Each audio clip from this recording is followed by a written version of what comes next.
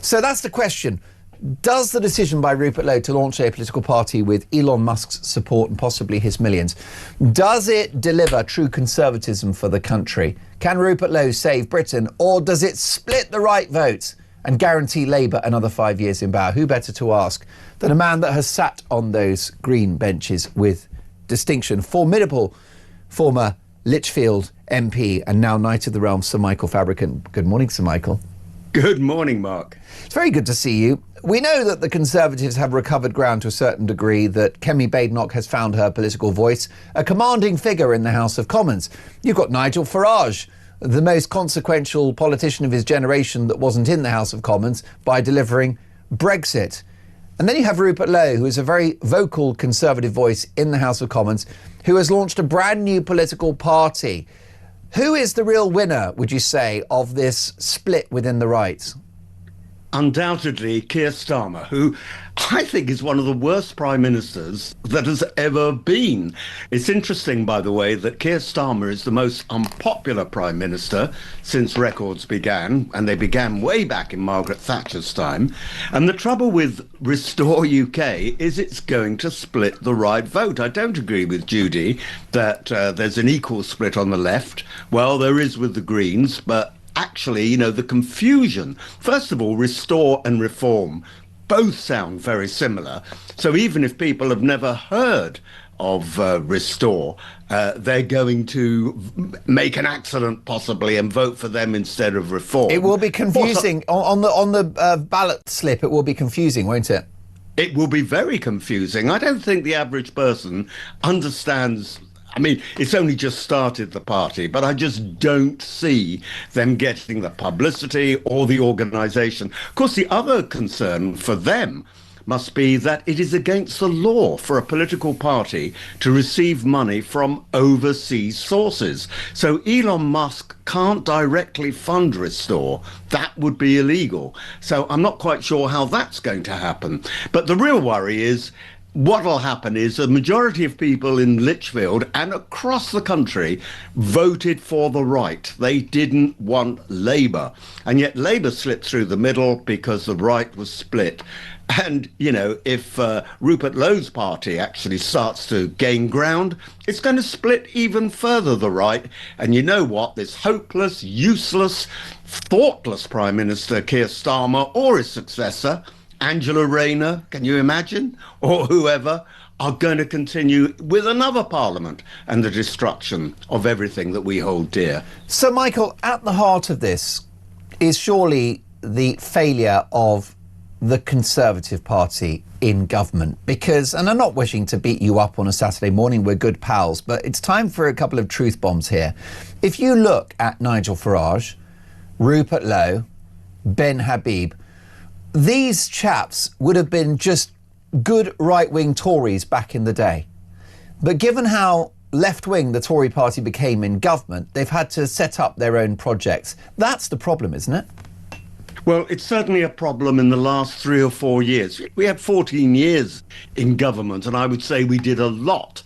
Before COVID, we'd cut back on welfare bills, we were starting to strengthen the armed forces, and we were trying to control immigration by the Rwanda efforts. And even the mere threat of Rwanda, don't forget, meant that many illegal immigrants in the UK left the UK and went across the island. But I do concede that memories of COVID and since COVID and the multitude of prime ministers we had at that time, that last 4 years, were pretty grim.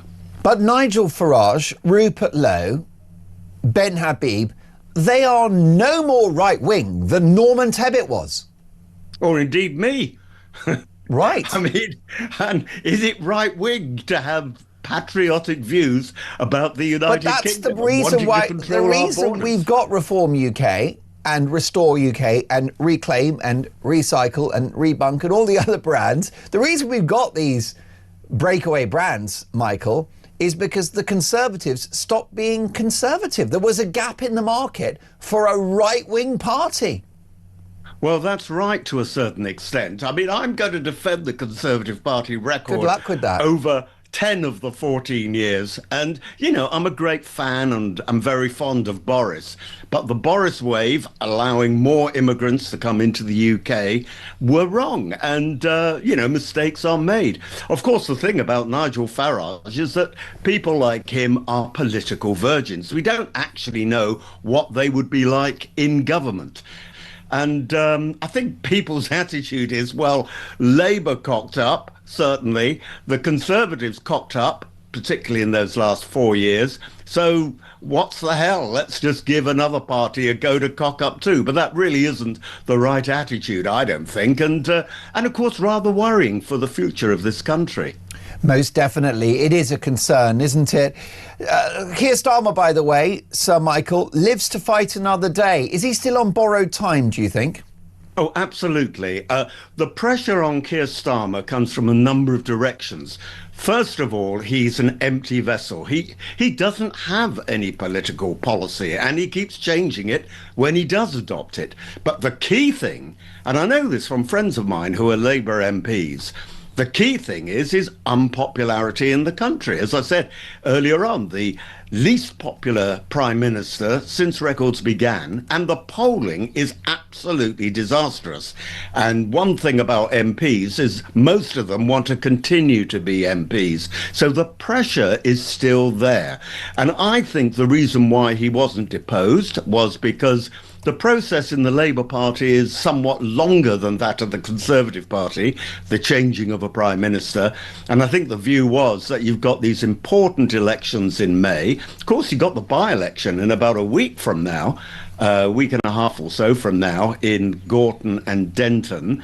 And that would be made even worse if there was no stability seen, if you like, in the Labour Party, because there was an actual, he'd announced his resignation, and there was, God help us, by the way, a caretaker Prime Minister with David Lammy, who was the Deputy Prime Minister. I suspect, actually, that Keir Starmer would be asked to continue as Prime Minister until they found a replacement. But, once those May elections are out of the way, I think he is toast. I think what will happen is there'll be an immediate move to get rid of him and, have someone in place come late September. 27th of September is the date of the Labour Party conference, where they'll have someone shiny, bright and new. Except Mark, and I know, they won't be new at all. They'll be tainted, because they'll either be from the very left of the party, which I think they will be, or possibly from the centre-right, as in the case of Wes Streeting, though I don't think he's got a hope in hell, because the backbenchers are pretty left-wing, and the membership of the Labour Party and the trade unions, all who have a say in the selection of a new Prime Minister, not us, but them, they'll choose a left-wing leader. So could be Angie Rayner. Do you think all roads lead to Ranger? Because I wanted to ask you mentioned Boris earlier. Do you think that, given that she's a politician that reaches the parts others don't, that she's a populist figure, that she's a headline-making machine, that she's got the common touch, that she's a character and a personality, do you think that Angela Rayner, in a sense, is Labour's Boris Johnson? And could that see her across the line in late summer? I think they will think possibly that she is all of that. I don't think that. I mean, she's got great personality. I like her. Sometimes we travelled down on the train together she would come from Preston on that train, and I would catch the train at Lichfield, Trent Valley. But, she comes with far too much baggage, not only the business over her purchase of the house in Hove. I mean, what the hell has Hove got to do with her? I mean, it's not a constituency. It's not somewhere you can easily commute to London from late at night. I mean, I know, because I'm originally from Sussex, actually. I was born in Rottingdean. And when I first became Member of Parliament and didn't have a home in London, I thought, well, maybe I could commute from London to Brighton, which is the route she would have to take. It's not practical.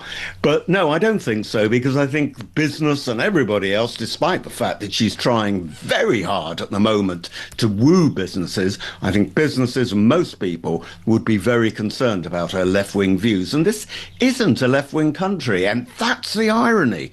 We are not a left-wing country. We've ended up with a Labour Party simply because the right were split. And that's the problem with Reform, or you could say the Conservatives now, and it's certainly the problem with Restore. I mean, why choose a name so similar, by the way? Reform, Restore. Both are called Reform or Restore UK. I mean, come on. The People's Front of Judea. Sir Michael, we know you have a packed schedule this morning. You have to run shortly. Briefly, if you can, therefore. Gary Lineker, breaking this morning, has attacked Sir Jim Ratcliffe, the Manchester United co-owner, for saying that Britain has been colonised by immigration. We haven't had your reaction to that story since it broke. Of course, it's been discussed now for a couple of days. Lineker has spoken out. What say you? Do you think the language was wrong? Do you think the message was wrong? What do you think? I think this country used to pride itself on freedom of speech.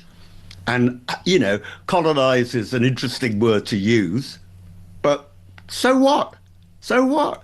What he's saying is that there have been a lot of immigrants coming into the United Kingdom. Now, immigrants who want to work hard, and as I said on Big Brother, no less, you know, my surname is a French surname.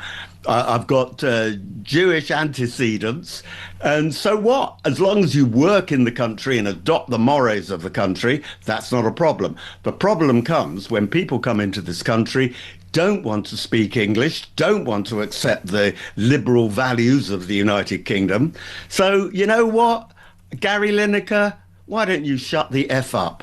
Wow, I tell you what, dropping some truth bombs this morning. Sir Michael, please join us again soon. Really enjoyed our conversation. Have an excellent Saturday.